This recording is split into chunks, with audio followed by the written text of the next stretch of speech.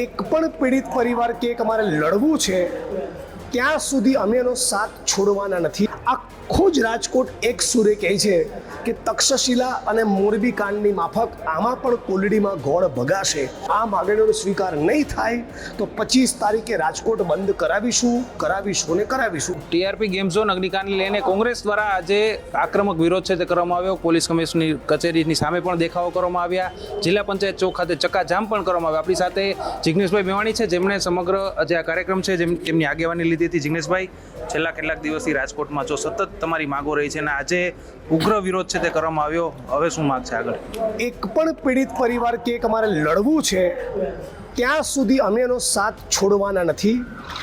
Congress party સમગ્ર ગુજરાતના તમામ જ્ઞાતિ અને ધર્મના સવાલોને લઈને એકદમ એગ્રેસિવલી લડવાની છે, સંઘર્ષ કરવાની છે. આ અગ્નિકાંડના પ્રકરણમાં આટલી ભયંકર પરિસ્થિતિનું નિર્માણ થયું હોવા છતાં આખું જ રાજકોટ એક સુરે કહે છે કે તક્ષશિલા અને મોરબી કાંડની માફક આમાં પણ કોલડીમાં ગોળ ભગાશે. આ ગુજરાત માટે ઠીક નથી. આ જ બાબતની રજૂઆત અમે રાજકોટના પોલીસ કમિશનરશ્રીને કરી અને મેં કહ્યું કે અમે જ્યાં હું છેલ્લા 16 દિવસથી રાજકોટમાં છું, લાલજીભાઈ પાલ આંબલિયા સમગ્ર શહેર સમિતિ લડી રહી છે. અમે બપોરે 1 વાગ્યાના તાપમાં લોક સંપર્ક કરીને પત્રિકા વિતરણ કર્યું છે. બધાનું જ કહેવું છે કે આ કેસમાં પણ ન્યાય નહીં મળે, એટલે અમે પણ કટિબદ્ધ છીએ કે કોઈ પણ સંજોગોમાં આ પ્રકરણમાં ન્યાય લેવો જ છે. અને ન્યાય તો મળે કે પદાધિકારીઓ, ભારતીય જનતા પાર્ટીના ભ્રષ્ટ નેતાઓ અને એમની સાથે સાંઠગાંઠ ધરાવનારા અધિકારીઓ બધા જેલના સળિયા પાછળ જાય અને જેલના સળિયા પાછળ એમને મોકલે ન્યાયતંત્ર. અને ન્યાયતંત્ર જેલના સળિયા પાછળ તો જ મોકલી શકે જો સચોટ અધિકારી દ્વારા સચોટ પેપર એમના ટેબલ ઉપર મૂકવામાં આવે. અને એટલે જ નોન કરપ્ટ અધિકારીઓની બનેલી એસઆઈટી, મશ્કરીવાળું 4 લાખનું નહીં 1 કરોડનું વળતર અને ફાસ્ટ ટ્રેક કોર્ટમાં કેસ ચાલે. આ માગણીઓનો સ્વીકાર નહીં થાય તો 25 તારીખે રાજકોટ બંધ કરાવીશું ને કરાવીશું. પણ હાથ જોડીને નમ્ર ભાષામાં વિનંતીના સ્વરૂપમાં રાજકોટની જનતાને અપીલ કરીને કે આવો સાથે મળીને સ્વયંભૂ રાજકોટ બંધ રાખીએ.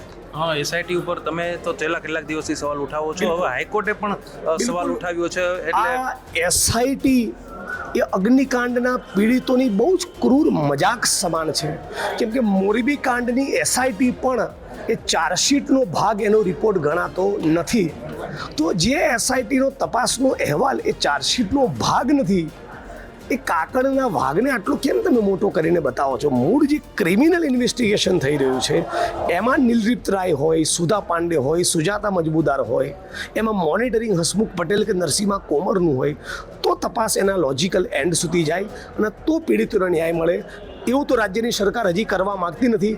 156 ધારાસભ્ય, 25 સાંસદ, વિજય રૂપાણી, CR પાટીલ, હર્ષ સંઘવી, હવે તો 161 ધારાસભ્ય, કોઈ જ પીડિતની સાથે નથી. પીડિત પરિવારના લોકો મીડિયામાં બાઇટ આપી રહ્યા છે કે અમે 3 દિવસ સુધી હોસ્પિટલના દરવાજે ઊભા રહ્યા, કોઈ ભારતીય જનતા માટે કોઈ પૂછવા નહીં આવ્યું. એટલે કોંગ્રેસ પક્ષ તરીકે નહીં, એક ગુજરાતના જવાબદાર સિટીઝન તરીકે, નાગરિક તરીકે આ મુદ્દે લડી રહ્યા છે. દિલો જાનથી અમે લડી રહ્યા છે અને પીડિતોને ન્યાય મળે એના માટે તમામ પ્રયત્નો અમે કરી છૂટીશું. તમે કહી રહ્યા છો પ્રામાણિક એસઆઈટી નથી. શા માટે પ્રામાણિક અધિકારીઓને એસઆઈટીમાં નથી રાખવામાં? કેમ કે કુલડીમાં ગોળ ભાગવા માગે છે. ઔપચારિકતા પૂરતું જ્યાં સુધી વિપક્ષનું એટલે કે અમારા લોકોનું અને મીડિયાનું પ્રેશર છે ત્યાં સુધી અમુક ટ્રાન્સફર કરવાની અને 2-5 નાના માણસોની વિકેટ પાડવાની. મોટા મગરમચ્છો પકડાય નહીં, ભારતીય જનતા પાર્ટીની પૂરી પોલ ખુલે નહીં અને એમના કોર્પોરેટરો, ધારાસભ્યો, સંસદ સભ્યોને એક મંત્રી એનું નામ આમાં ના આવે, એના કારણે સચોટ અધિકારીને એસઆઈટીમાં નથી મૂકવા માગતા, મુદ્દે ન્યાય આપવા માગતા નથી, એટલે એસઆઈટી નબળી છે. મૃતકોના પરિવારને પણ તમે મળ્યા, શા માટે તમે સમજાવો કે શા માટે 1 કરોડની સહાય આ લોકો માટે જરૂરી છે? બિલકુલ, કેમ કે આપણે ભયંકર બેરોજગારી અને મોંઘવારીના દોરમાં જીવીએ છીએ. કોઈની ઘડપણની લાઠી જતી રહી, એકનો એક કમાવો દીકરો જતો રહ્યો તો 4 લાખનું વળતર તો મશ્કરી સમાન છે. 4 લાખની રકમ આ પ્રચંડ મોંઘવારીમાં 2 વર્ષમાં તો ખર્ચાઈ જાય, 2 નહીં તો 4 વર્ષમાં ખર્ચાઈ જાય. બાકીનું પીડિત પરિવારોના જીવનનું શું? તો એ દિશામાં રાજ્યની સરકાર કેમ વિચારતી નથી?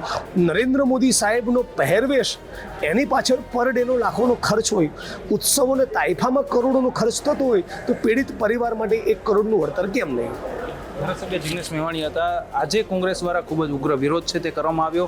હવે આગામી 25ના તારીખના રોજ જ્યારે પ્રથમ માસિક તિથિ છે આપણે ટીઆરપી ગેમ ઝોન અગ્નિકાંડની, તેમાં રાજકોટ બંધનું એલાન આપવાના છે ને 1 લાખ જેટલા લોકોને હેન્ડ ટુ હેન્ડ પત્રિકા પણ આમાં જોડાવા માટે વિતરણ છે તે કોંગ્રેસ દ્વારા જિગ્નેશભાઈ મેવાણી દ્વારા કરવામાં આવનાર છે. હવે કોંગ્રેસ દ્વારા એટલો ઉગ્ર વિરોધ કરવામાં આવ્યો. હાઈકોર્ટ દ્વારા પણ એસઆઈટી ઉપર સવાલો ઉઠાવવામાં આવે છે, ત્યારે સરકાર દ્વારા એસઆઈટીમાં ફેરફાર થાય છે કે કેમ, અને જે મૃતકના પરિવારો છે તેને 4 લાખની જગ્યાએ 1 કરોડની સહાય ચૂકવવામાં આવે છે કે તે આગામી સમયમાં જોવું મહત્વનું રહેશે. રોનક મજીઠિયા, ગુજરાત તક, રાજકોટ.